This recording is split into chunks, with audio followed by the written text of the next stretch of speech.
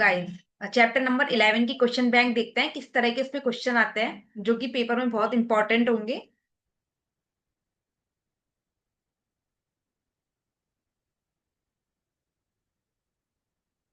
तो हम देख रहे हैं चैप्टर नंबर 11 की क्वेश्चन बैंक। तो गाइस देखिए, जो फर्स्ट ऑप्शन है, फर्स्ट क्वेश्चन है, उसमें देखिए calling feature in the bond refers to. It means to like आपसे जो डायरेक्ट है वो क्या पूछा जा रहा है कि कॉलिंग फीचर जो है किसी भी बॉन्ड का, वो क्या है। कॉलिंग फीचर इन बॉन्ड जो है वो किसको रेफर कर रहा है। इसमें ये स्टेटमेंट्स दिए हुए हैं कुछ। तो देखिए, इसमें जो है is most common when there is an anticipation of decline interest rate. Second number पे आता है फेवर्स इन्वेस्टर्स। थर्ड नंबर पे आ रहा है is not in the interest of issuers. And fourth number पे आ रहा है is most common when there is an anticipation of rising interest rates. तो गाइस, आप गौर से जब क्वेश्चंस को, ऑप्शंस को पढ़ रहे हैं, तो इसमें सबसे जो करेक्ट हमको जो ऑप्शन दिख रहा है कि इज मोस्ट कॉमन, कि ये जो है ना most common when there is anticipation of decline interest rate, की घटती हुई इंटरेस्ट रेट के अकॉर्डिंग उसमें दिखा जाता है। तो यस, इट इज करेक्ट। तो नेक्स्ट क्वेश्चन देखते हैं कि bias can hinder investors from taking advantage of market correction.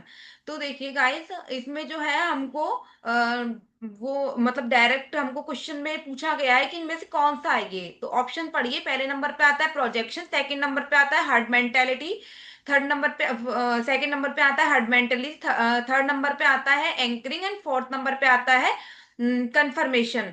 तो गाइस, इसमें जो सबसे करेक्ट ऑप्शन हमको लग रहा है वो है हर्ड मेंटेलिटी।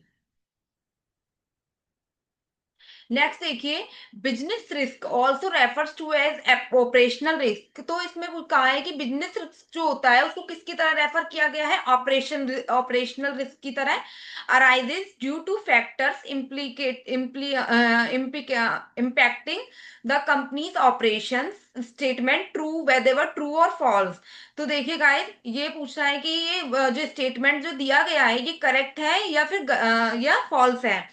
तो इसका हमको जो है, हमको हमने पढ़ा भी हुआ है इसके बारे में कि यस, बिजनेस रिस्क को हम ऑपरेशनल रिस्क कहते हैं। Yes, it is correct. And arises, और अराइज होता है ड्यू टू द फैक्टर्स, उन फैक्टर्स के जरिए जो इम्पैक्टिंग करते हैं कंपनी के ऑपरेशंस को। तो यस, इट इज करेक्ट। तो स्टेटमेंट जो है वो करेक्ट हुआ।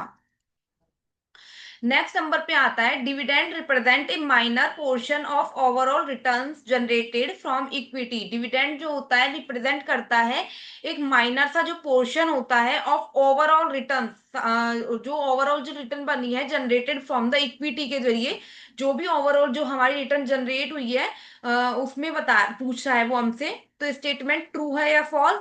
तो हमारा जो है इसमें तो आप, हमने इसके बारे में पढ़ा भी हुआ है। तो ये जो स्टेटमेंट है ये बिल्कुल ट्रू है।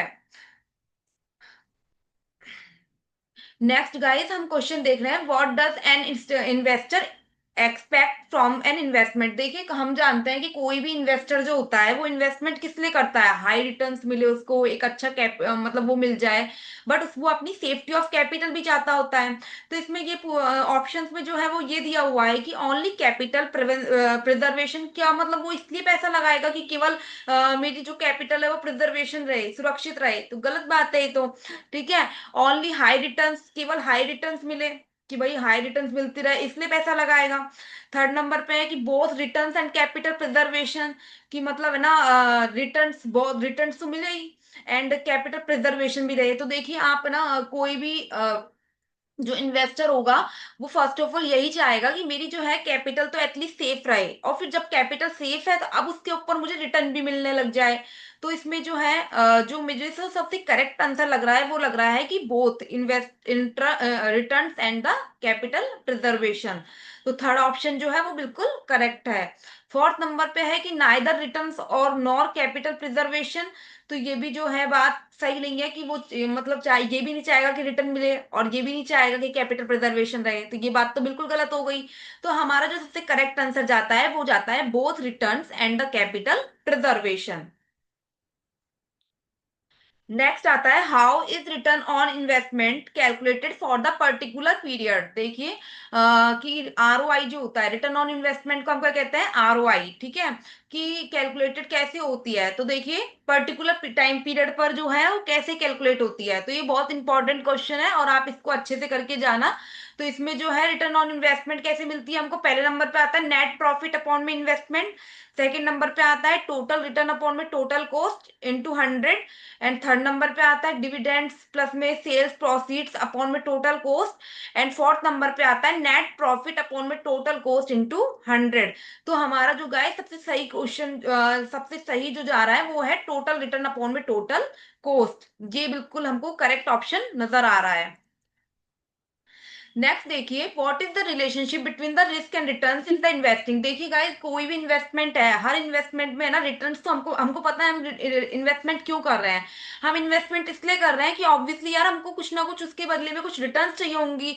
हर इन्वेस्टर इसीलिए इन्वेस्ट करता है। बट आप सोचते हैं कि क्या केवल इन्वेस्टमेंट में रिटर्न्स ही मिलती है? नो। अगर आप जो है रिस्क भी बहुत मैटर करता है कि भाई रिस्क, ऑब्वियसली हम इन्वेस्टिंग करते हैं तो हमको रिस्क भी आ सकता है उसमें। तो जो है इसमें यही पूछा है कि what is the relationship between the risk and returns in the investing. तो देखिए क्या वो इंडिपेंडेंट फैक्टर है, तो ये बात गलत है। सेकंड नंबर पे क्या risk and return are unrelated है, तो ये बात भी गलत है। थर्ड नंबर पे है डायरेक्ट कोरिलेशन रखते हैं, तो यस डायरेक्ट कोरिलेशन वो एक दूसरे से रखते हैं, एंड इनवर्स कोरिलेशन, तो ये बात गलत हो गई है। तो गाइस हमारा जो सबसे सही क्वेश्चन आंसर जो जा रहा है वो जा रहा है डायरेक्ट कोरिलेशन। तो ये इस तरह से हमने जो है कुछ ये क्वेश्चंस देखे हैं जो कि गाइस बहुत इंपॉर्टेंट है, और पेपर में आपको हो सकता है कि ये क्वेश्चन आपको डायरेक्टिव देखने को मिल जाए। तो इस तरह से आप जो है इन क्वेश्चंस को कर सकते हैं। तो थैंक यू गाइस। और चैप्टर को जो है आप अच्छे से पढ़िए, क्वेश्चन बैंक अच्छे से लगाइए, और thanks for this session, and यहीं पर स्टॉप करते हैं। Thank you.